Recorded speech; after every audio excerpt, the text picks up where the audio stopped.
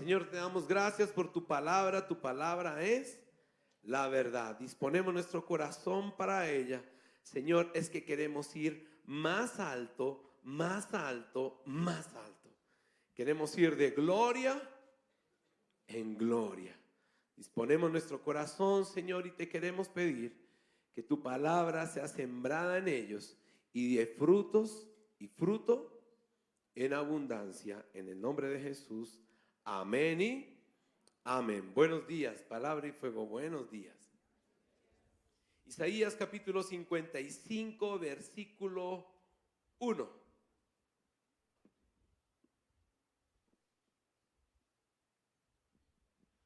Dice así la palabra del Señor. Vengan a las aguas todos, ¿qué dice? Vengan a las aguas todos los que tengan sed. Vengan a comprar y a comer los que no tengan dinero. Vengan, compren vino y leche sin pago alguno. Amén y amén. En este tiempo estamos hablando acerca de la guerra espiritual y esta es una serie que hemos hablado de la guerra espiritual. Y hemos hablado, cuando hablamos de guerra o batalla, lo primero que traemos nosotros como colombianos es todo lo que hemos vivido durante mucho tiempo de violencia en nuestro país. Eso lo asimilamos con guerra. Esto es guerra, el resto no es guerra. Y lo digo porque esta semana estuve viendo un documental y era un documental de la Primera Guerra Mundial. Y yo decía, lo que sucedió en la Primera Guerra Mundial no es nada parecido es muy parecido a lo que nosotros hoy vivimos en nuestro país. Gracias al Señor, las cosas se están calmando. Amén. Pero usted ha conocido muchas personas víctimas de la guerra, yo también. Pero no viene a hablarles acerca de esta guerra, sino vengo a hablarles, a seguir hablándoles de una guerra y una batalla que se vive al interior de su corazón y usted lo vive de la misma manera como yo también lo vimos. Lo cierto es que todos vivimos una batalla. Ninguno de los que estamos acá puede decir que no vive una guerra.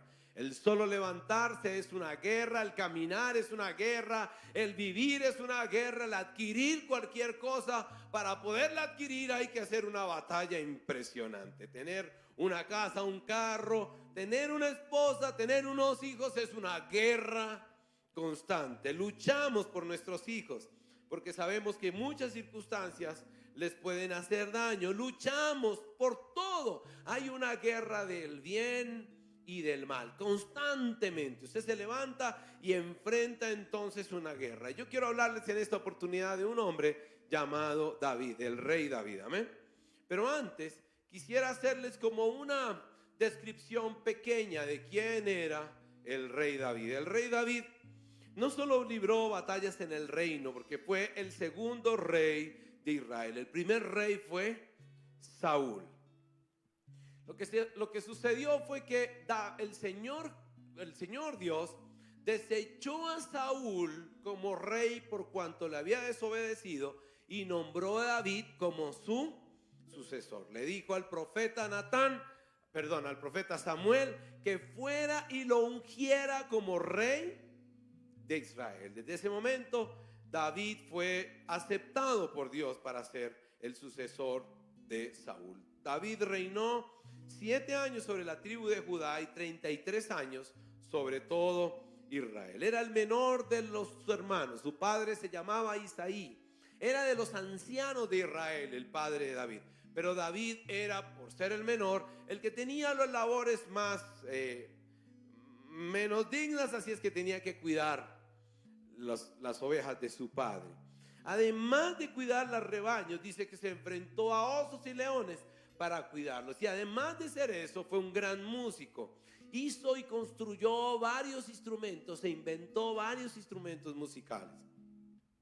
Fue poeta, escribió el libro de los Salmos, ese libro que tanto lo ha bendecido a usted y me ha bendecido a mí. Y dice la escritura que gozó siempre del favor de Dios. El apóstol Pedro, en alguna ocasión en la escritura dice, y el Espíritu Santo habló por intermedio de la boca de David. Ya puede imaginarse quién era David. Hábil, guerrero, dice la escritura que él sabía expresarse, y no solo expresarse, sino también sabía comportarse muy bien.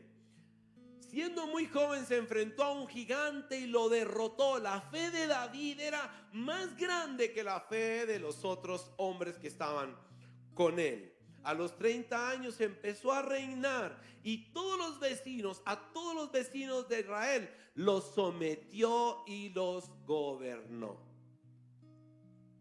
Muchos temores y angustias vivió este hombre. Parece mentira que un hombre tan fuerte fuera a vivir batallas internas como las que usted y yo también vivimos. El hecho de ser un gran hombre de Dios no lo libró en nada de tener esas guerras. Las vivió igual que usted y las vivió igual que yo. A veces creemos que esos grandes hombres de Dios eran perfectos, pero si usted lee la escritura encontrará que no hay perfección en ninguno de esos hombres. En algún momento, siendo perseguido por Saúl, huyó atemorizado, y cuando llegó a un lugar, la única manera que tuvo para poderse salir del problema fue diciendo una mentira, y de esa manera se libró de que lo mataran. La fe de David decayó y también él dudó, y por eso fue que dijo su gran mentira. Él no fue perfecto. También por causa de esa persecución llegó a donde los enemigos de Israel y fingió ser loco para que no lo mataran. Y la gente empezó a decirlo: ay, se volvió loquito David, se volvió loquito. Ahí lo dejaron en paz, y en la comunión con Dios él volvió a restablecerla en su vida y volvió a tener la fe que un día tuvo para cuando venció al gigante. Así es que David, igual que usted y yo, tenía momentos de fe fuertes, pero también tenía momentos de debilidad. Era un hombre sujeto a pasiones de la misma manera que usted y yo. Una mujer se atravesó en su camino y en ese deseo de su pasión cayó con ella, y no solo cayó con ella, sino que envió y dio la orden que mataran a su esposo. La consecuencia de ello fue que toda su casa y sus propios hijos se rebelaron contra él. Llegó un momento en que el orgullo entró en la vida de David, y él no corrió a los pies del Señor y decirle: me perdona, sino que tuvo que venir un profeta a la vida de David y le dice: David, te has equivocado, has de arrepentirte. Igual que nosotros, en algún momento el orgullo tocó la puerta de David y David no consultó al Señor. Idéntico. También algún día Dios le había dicho que no contara al pueblo, y David contó al pueblo. Su orgullo fue tan grande que dijo: yo quiero contar los guerreros de Israel. Y Dios le había advertido: no los cuentes. Causa de su desobediencia, dice que el Señor se le aparece a David y le dice: bueno, vamos a arreglar este problema. ¿Qué quieres? ¿Peste, enfermedad, hambre? ¿Qué quieres por tu castigo? Y él le dijo: no, Señor, está bien, que entre tu espíritu y haga lo que quiera. Entró el espíritu y mató 70,000 personas de Israel. En su afán y en su debilidad gritó angustiadamente: basta, detén tu mano.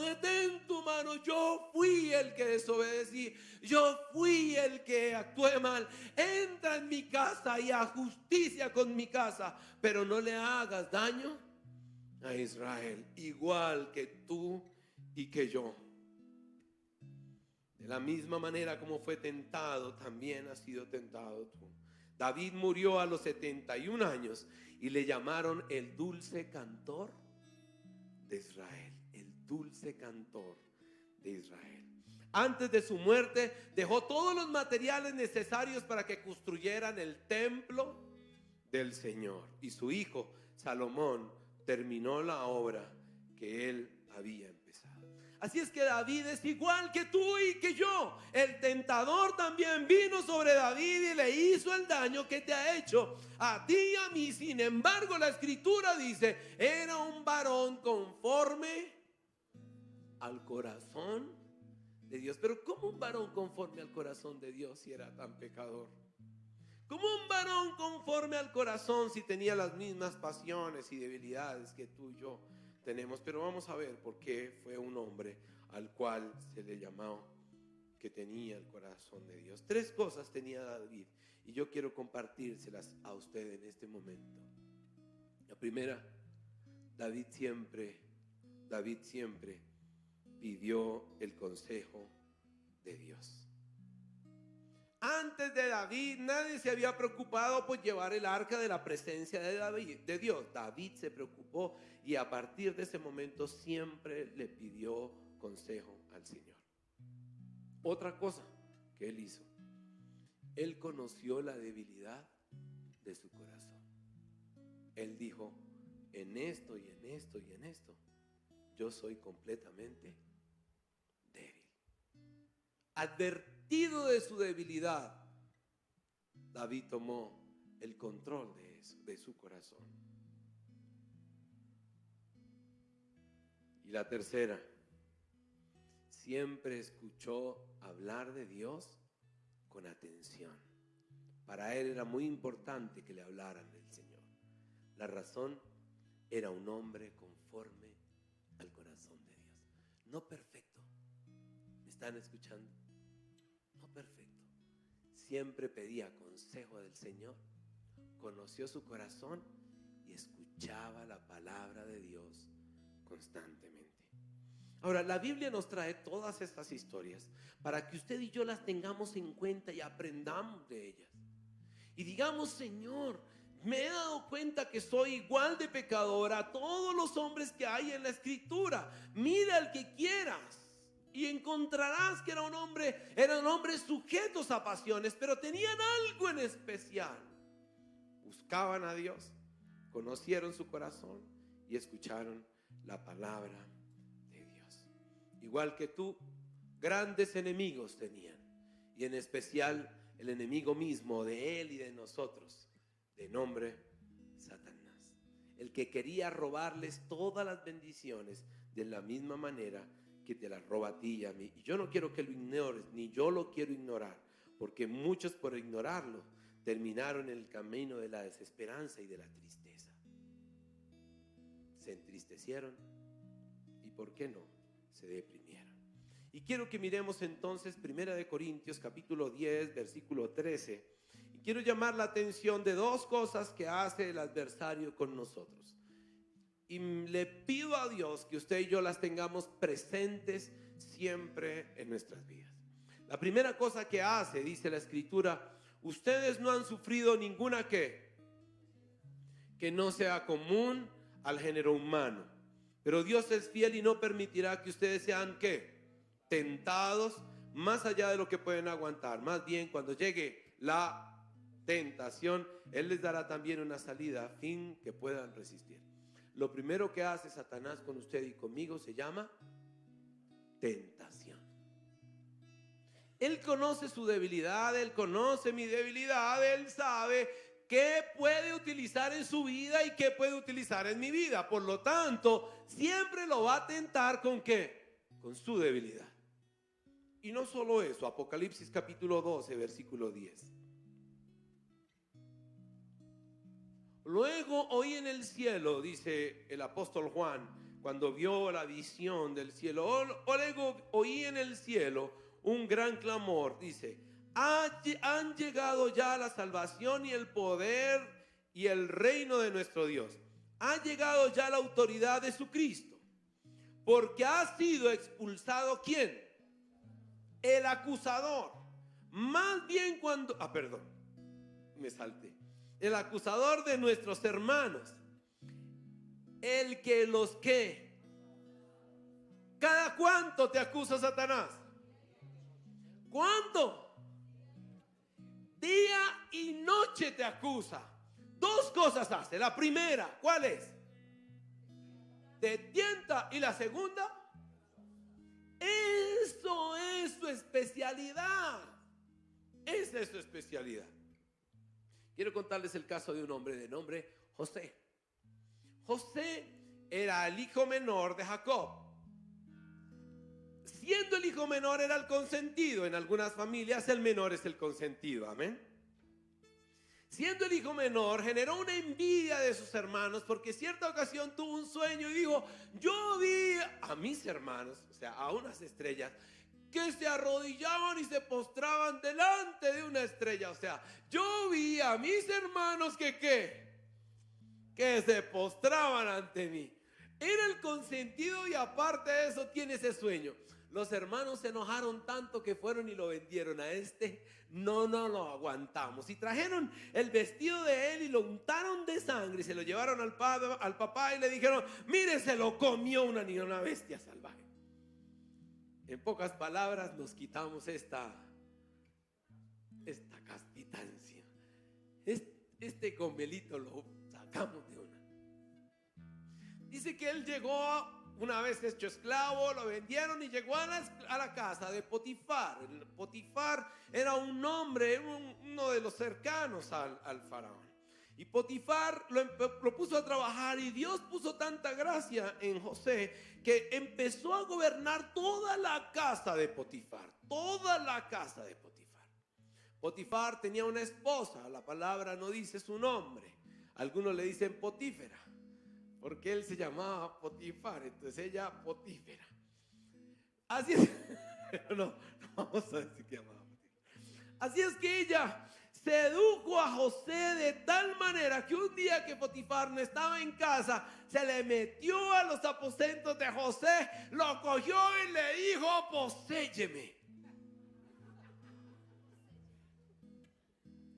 José, en su angustia, dice que se asustó tanto y dijo: yo cómo voy a hacer esto en contra de la casa de mi señor, y salió corriendo, y la mujer de Potifar se quedó con el manto de José. ¿Qué fue lo primero que hizo Satanás ahí? Tentarlo.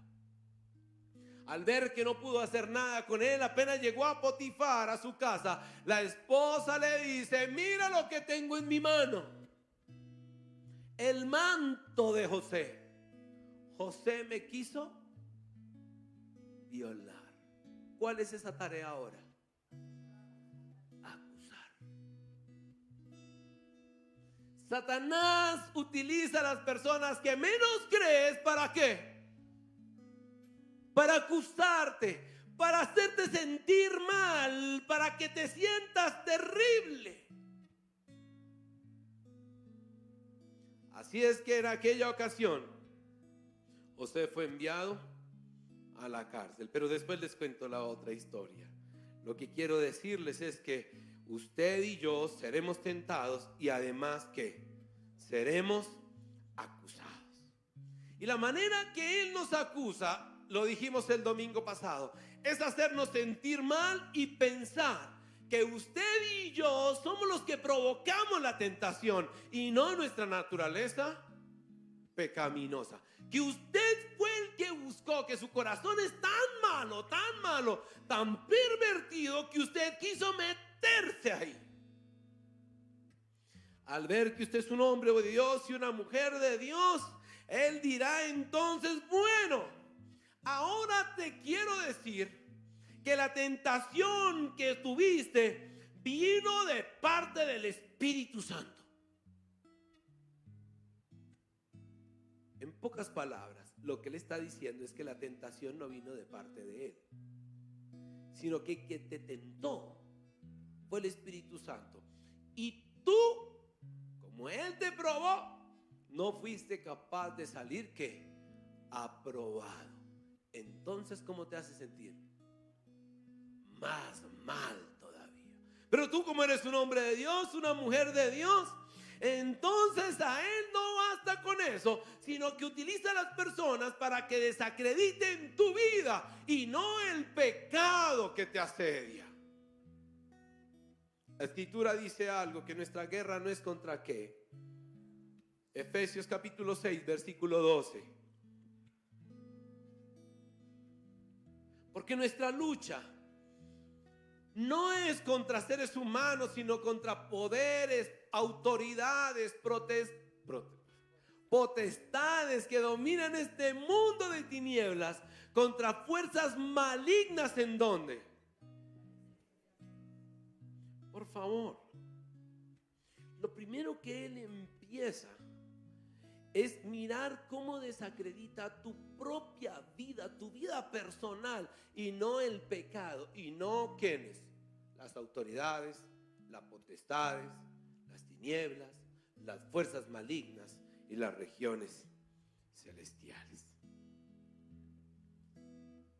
Y lo último que Él va a hacer, después de todo lo que ha querido hacer, es que tú creas que Dios te ha desaprobado.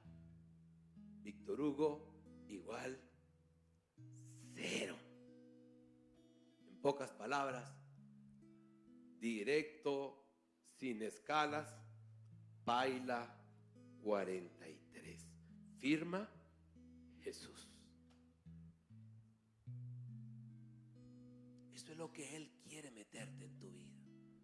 Y utiliza personas para que esas personas te metan en tu vida. Y de pronto, ese desaprobado, carnal, demonio andante,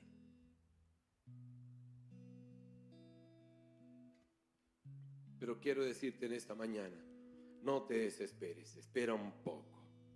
La Escritura dice que Dios te santificó y eso no tiene reversa.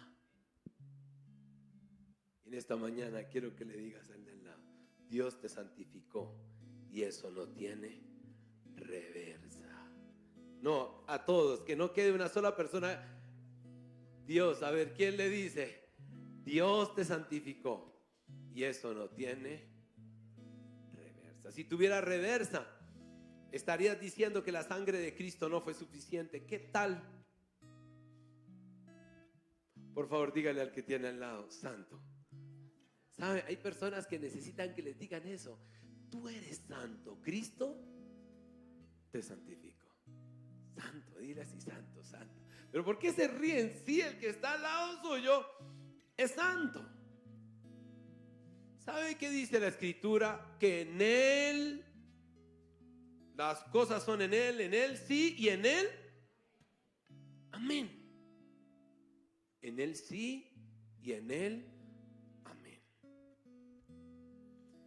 Primera de Timoteo capítulo 6 versículo 12. Entonces lo que dice la Escritura es que tú y yo libramos todos los días la buena batalla ¿de qué? De la fe.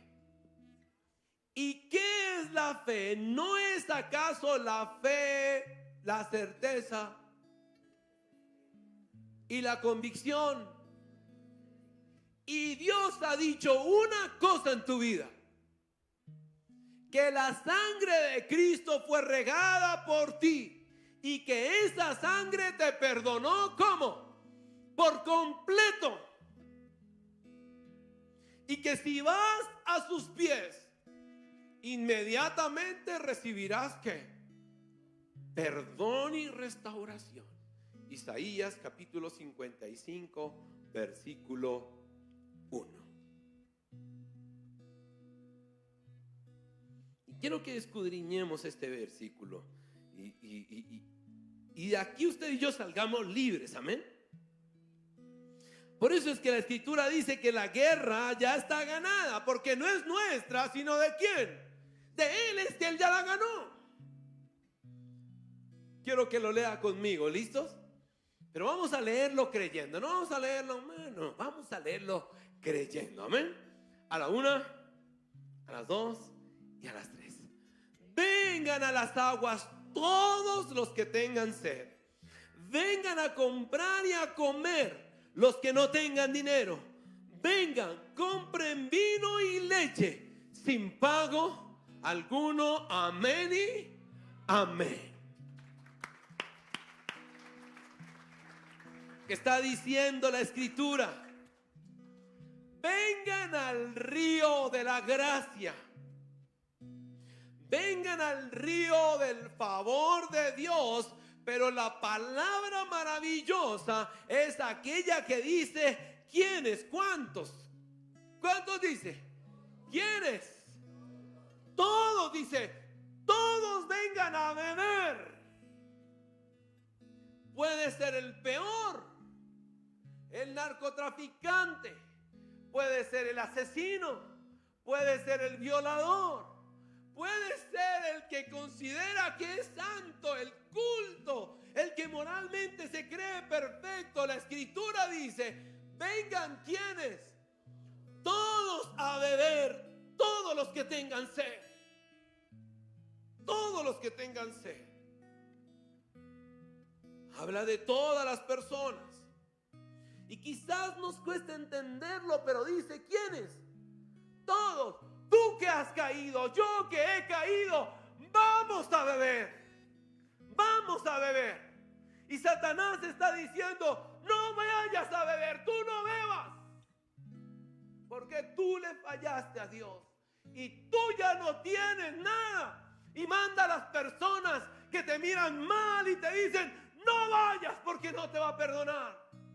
Y Dios te está diciendo: vengan todos, todos, todos, todos.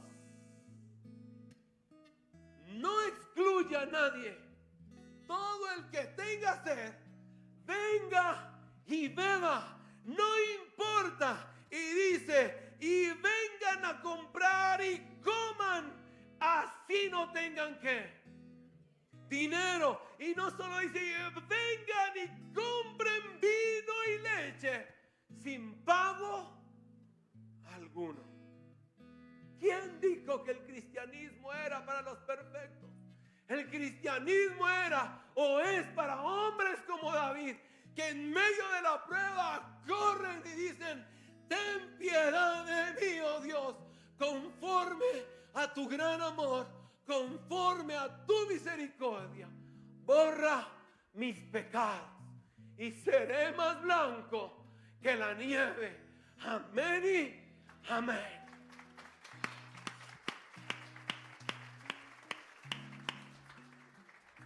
Pero sí existe una condición. ¿Cuál es la condición? Tener que sed, tener sed, tener sed. Esa sed un día la tuvo Israel.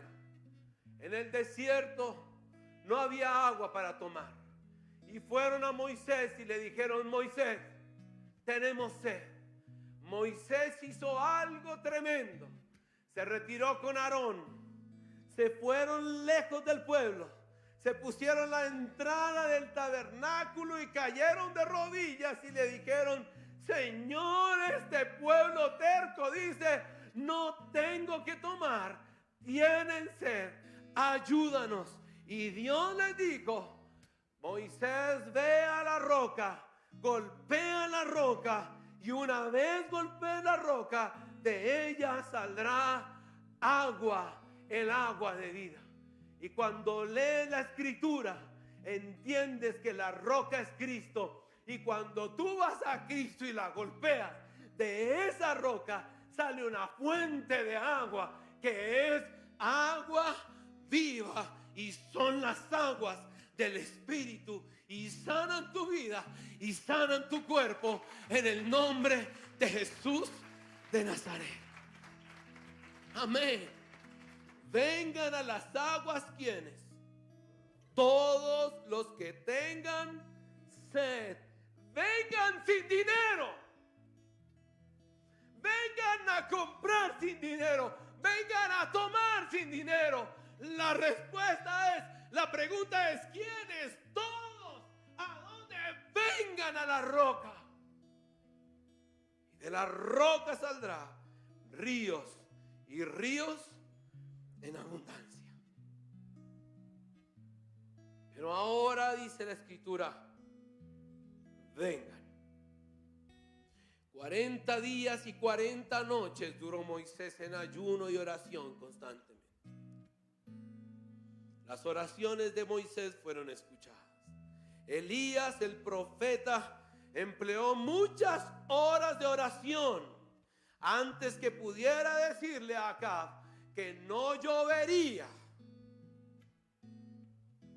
Pablo, dice la Escritura, oraba intensamente día y noche.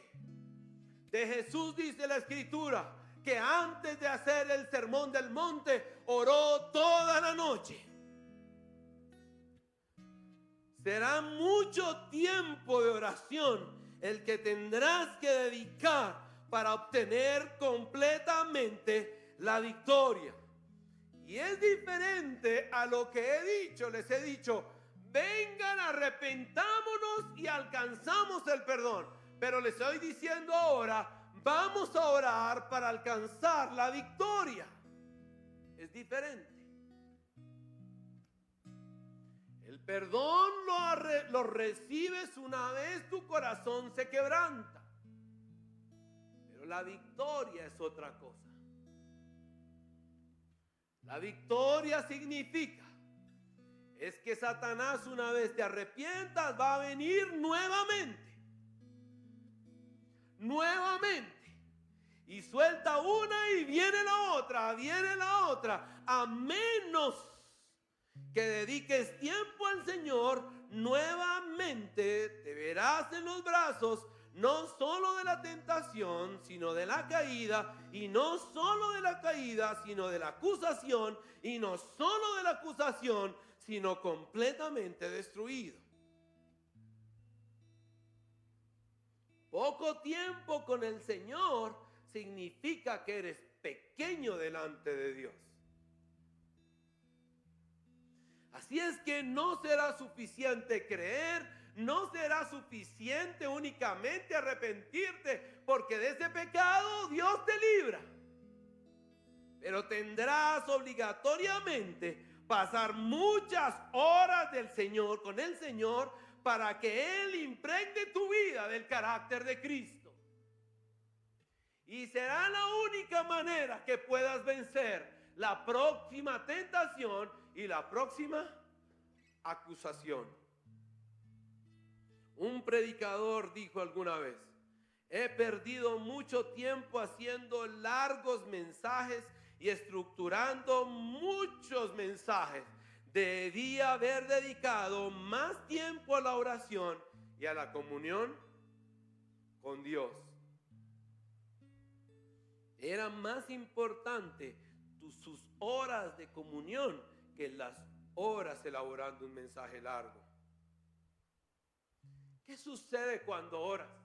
Cuando oras, tu vida espiritual se aviva. Y es cuando viene la tentación y puedes estar fuerte. Y es que cada vez que visitas a Dios, una gran enseñanza dejará para tu vida. Así es que tienes que entender que el valor de la oración es supremamente importante. Si quieres aprender la oración, tendrás que practicar. Si no practicas, no sabes qué es la oración. No tienes ni idea qué es la oración. Elías oró con todas sus fuerzas. Oró y oró y oró, y el día que estaba con los otros sacerdotes, oró y las fuerzas de la tierra se dieron ante la oración de Elías, y Dios ordenó y fuego cayó del cielo. Pero eso es producto de mucho tiempo con Él, no poquito tiempo. Sencillo. Y cada vez que ores, va a llegar el adversario otra vez.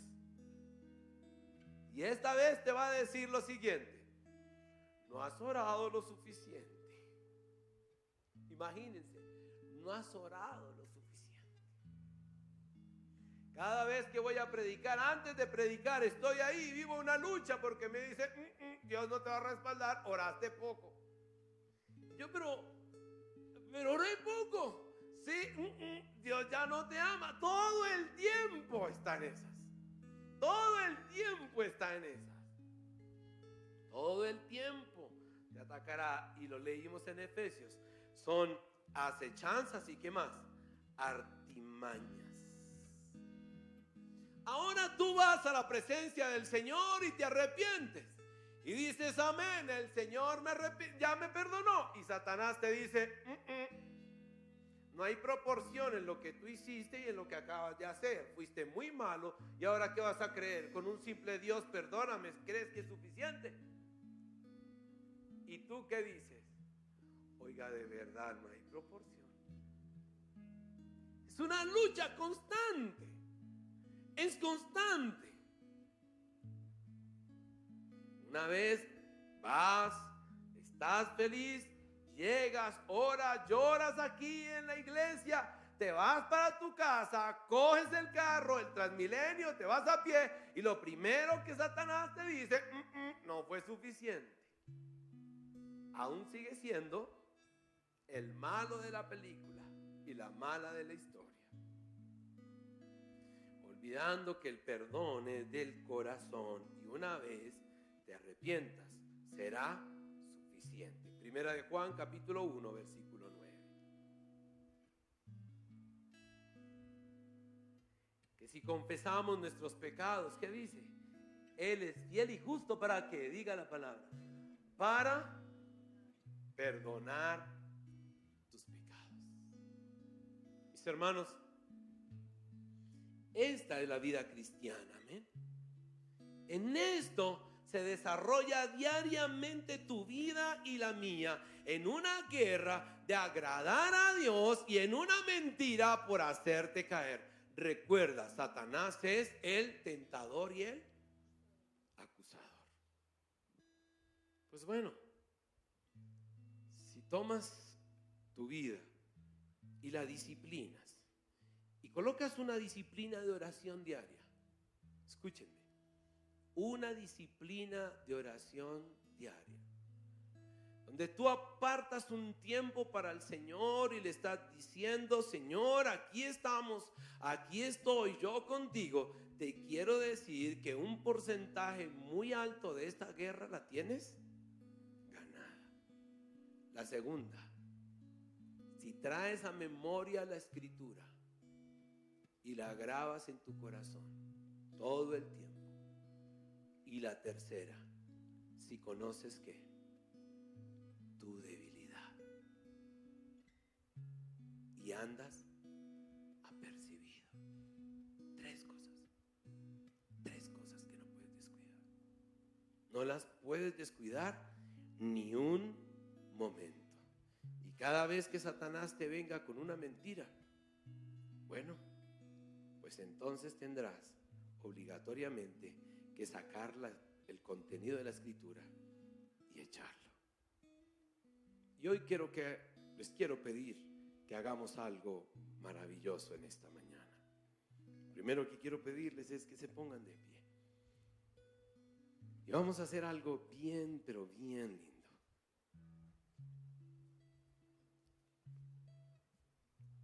Usted y yo estamos en una guerra, amén. Su guerra y mi guerra. Por lo tanto, vamos a dar una guerra en este momento. Amén. Lo primero que vamos a hacer es venir delante del Señor y decirle, Señor, hoy nos queremos arrepentir y sabemos que hemos pecado, amén. Pero te quiero pedir una cosa, que ya no te arrepientas de los pecados de hace 3 años, amén, por favor. El que se arrepienta de los pecados de hace 3 años, ¿hay alguno que quiera arrepentirse de un pecado de hace 3 años? A menos que no se haya arrepentido, amén. Yo quiero pedirle, cierra sus ojos y vamos a decirle al Señor, Señor, nosotros en esta mañana nos presentamos delante de ti. Nosotros reconocemos que esta naturaleza pecaminosa siempre, Jesús, ha estado interponiéndose entre tu propósito, ese propósito divino, Jesús. Y ahora, Padre Santo, queremos decirte, perdónanos. Perdóname, Señor, perdóname. Yo sé que me he equivocado. Yo sé que he hecho lo malo delante de ti. Yo sé, oh Dios, que el tentador vino a mi vida y me tentó. Y lo aborrezco por eso. Lo aborrezco con todas mis fuerzas, Dios. Lo aborrezco con todas mis fuerzas. Puso desánimo en mi vida. Y por lo tanto, Dios Santo, fallé, Padre Santo. Padre Santo, reconozco que la naturaleza pecaminosa me perseguirá todo el tiempo. Pero Dios, también sé que tú eres más grande que cualquier cosa. Te pido algo como dijo el rey David. En esta mañana te quiero rogar, y lo dijo en el Salmo 18:32. Dios, ármame de valor y endereza mi camino. Ármame de valor para seguir adelante, Señor. Ármame de valor y no permitas, Dios, no permitas que el temor llegue a mi vida,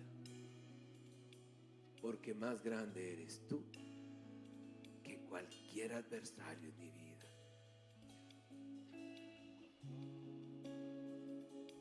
Dios eterno,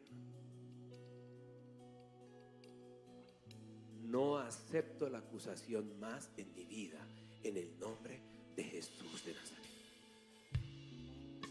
Yo te quiero pedir, dile al Señor: Señor, perdóname por haber aceptado la acusación.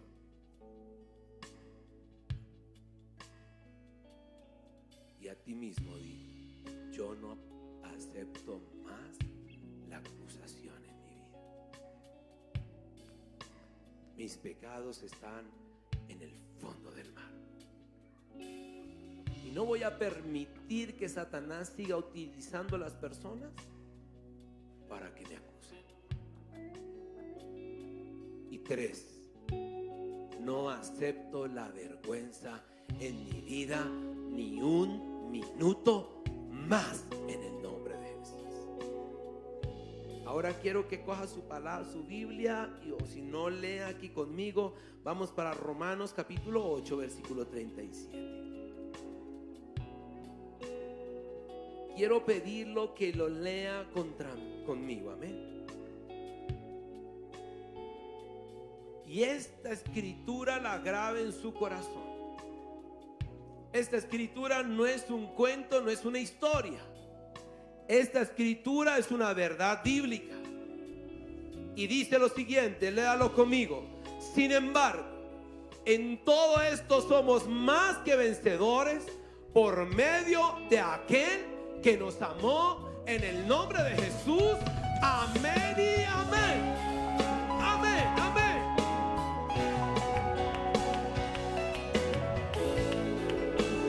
Y ahora quiero pedirle algo.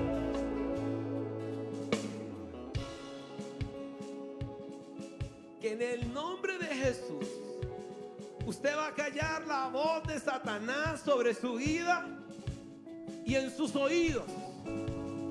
Y no va a obedecer más a Satanás, amén. No lo va a obedecer más, porque usted es hijo de ¿quién? Usted es hijo de Dios. ¿Listos? Ok, vamos. En el nombre de Jesús.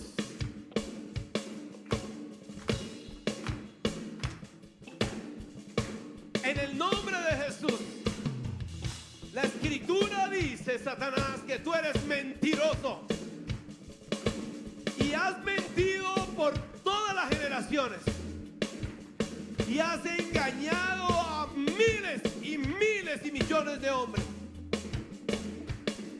Pero la escritura dice algo más grande, y es que nosotros somos más que vencedores por medio de aquel que nos amó. Así es que Satanás, en el nombre de Jesús, a todas tus mentiras las atamos y las echamos fuera de nuestra vida. Fuera en el nombre de Jesús. Fuera, fuera, fuera. A la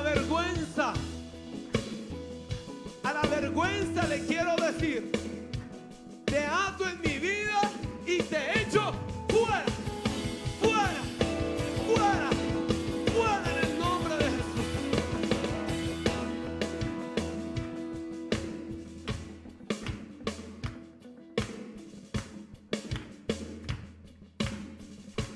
A toda acusación sobre mi vida, cuando Dios ya ha perdonado todos mis pecados, a todo espíritu inmundo que ha venido a gobernar nuestras vidas y a robarnos la paz y a robarnos el gozo de nuestra salvación. En el nombre de Jesús lo atamos y lo echamos fuera, fuera de mi casa, fuera de mi vida. ¡Aleluya!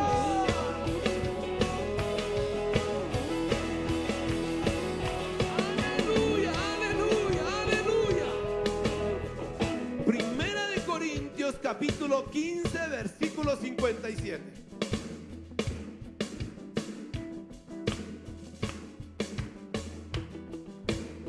La escritura está diciendo que no es que alcancemos la victoria, es que ya somos victoriosos. Lea conmigo, pero gracias a Dios que nos da la victoria por medio de nuestro Señor Jesucristo. Amén y amén.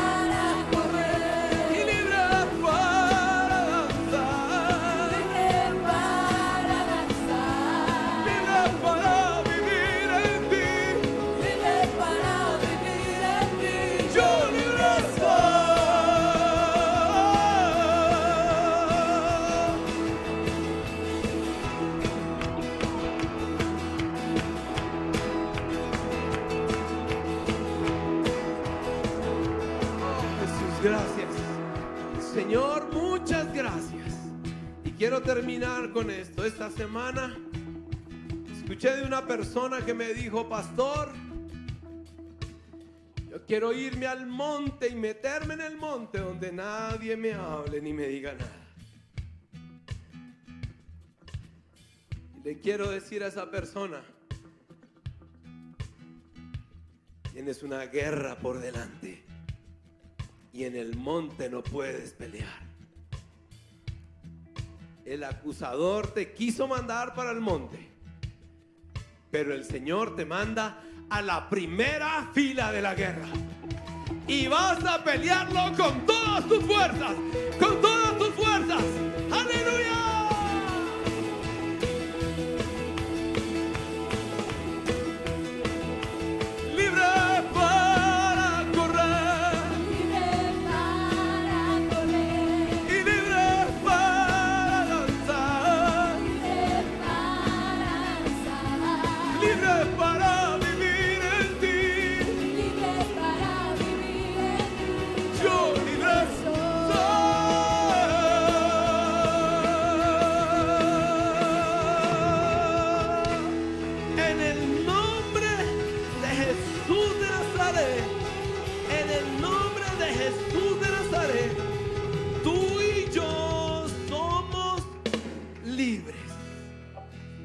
Quiero que terminemos con 2 de Corintios capítulo 2 versículo 14. Crean, la fe viene ¿por qué? Por el oír, y el oír la palabra de Dios. Así es que no son mis palabras, sino es lo que dice la escritura.